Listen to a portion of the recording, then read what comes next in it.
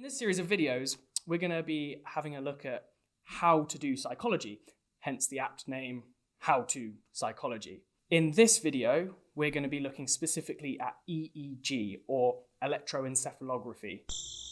We'll just call it EEG.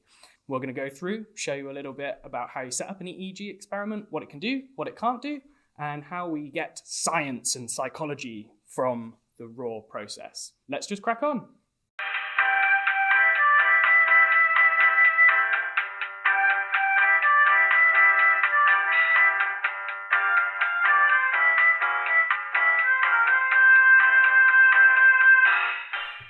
Can EEG read my mind? Unfortunately, EEG has very little to do with what a person is thinking and cannot really be used to read minds, as cool as that would be. When we do EEG, what we're actually measuring is tiny voltage fluctuations resulting from the electrical activities of neurons in the brain. And we do this by placing electrodes on the scalp, as I'm doing to Mike. I first measure Mike's head to make sure that the electrodes are in the right position on the scalp.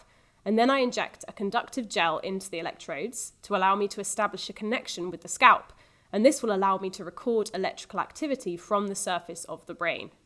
So EEG can be used to look at two interesting sources of important information from our brains. Rhythmic brain activity that is happening all the time, and then transitory brain activity that happens in response to specific events in the environment and is measured over the sort of 800 milliseconds following specific events, like if I show you a picture or play you a sound. So in regards to the first type of information, rhythmic brain activity, the first thing to say is that our brains are active all the time. The neurons are continually firing, and this leads to oscillatory patterns of electrical activity in the brain.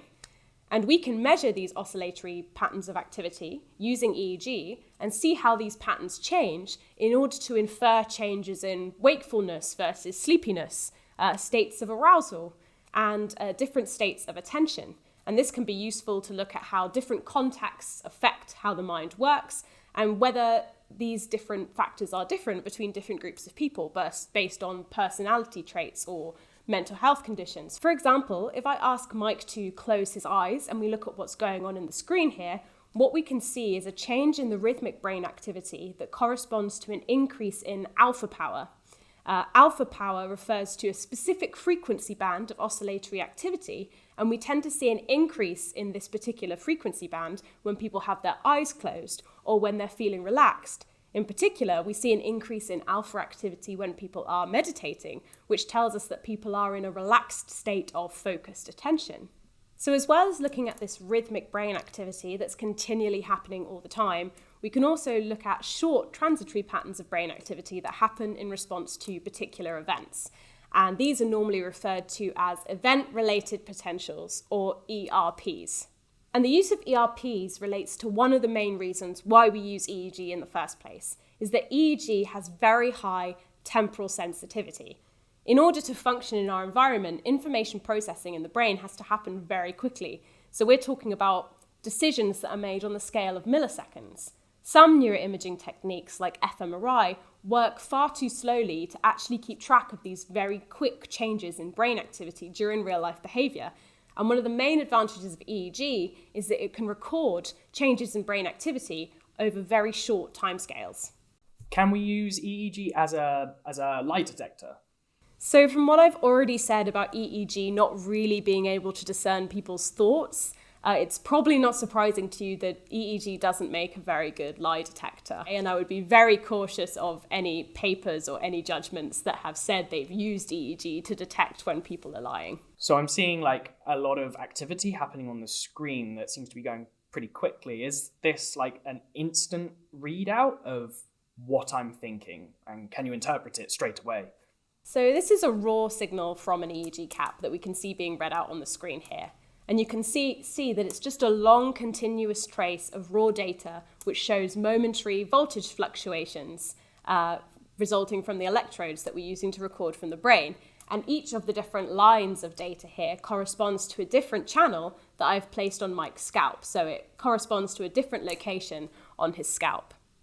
And this isn't very meaningful on its own until we've done some major analysis and pre-processing to actually try and extract some information from this long continuous trail of voltage fluctuations. EEG measures very tiny voltage changes in the brain, and it measures them through the scalp and the skull. So the signal to noise ratio is very low and very poor.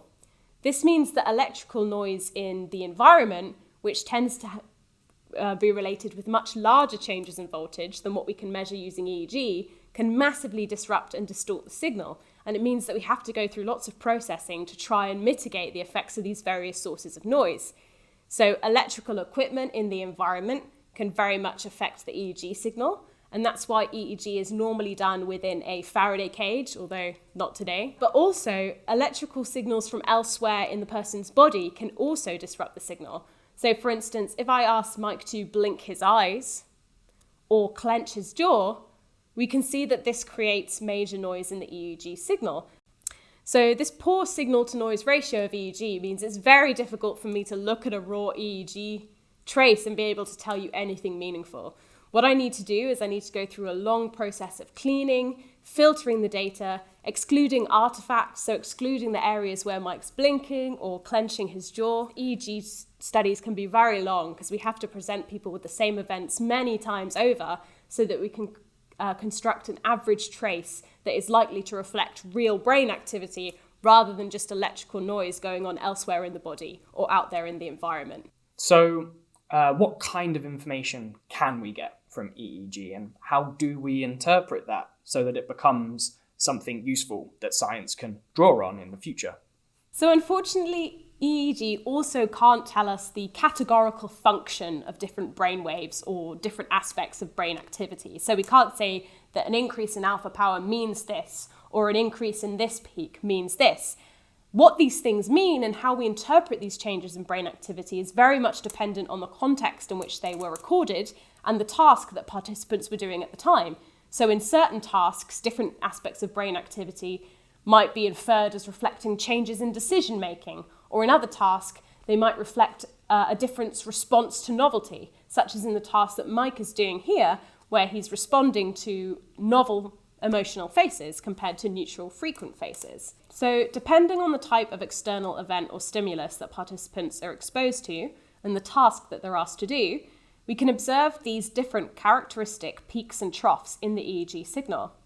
This is an example of a typical ERP, event-related potential waveform, where a stimulus appears, like an image or a sound, at time 0, and these characteristic features of the EEG signal are observed over the next 800 milliseconds or so. And these different peaks and troughs, which are otherwise known as components, are thought to reflect different aspects of our perception and cognition.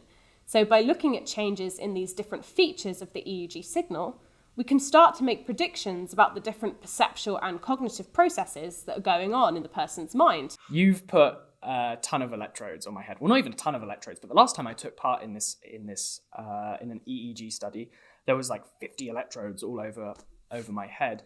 Is it literally one electrode reads like a specific brain region? Does this one correlate to what I can see and this one to what I can hear? So although EEG has very good temporal resolution, so it can tell us about very fine-grained changes in brain activity on a timescale of milliseconds, it has pretty poor spatial resolution, which means that it can't tell us very much about where these signals originated in the brain.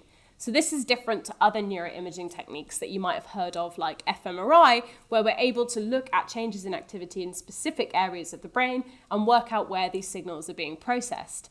Instead, because we're recording from the scalp, it's not possible to pinpoint where the different signals in the brain originated from.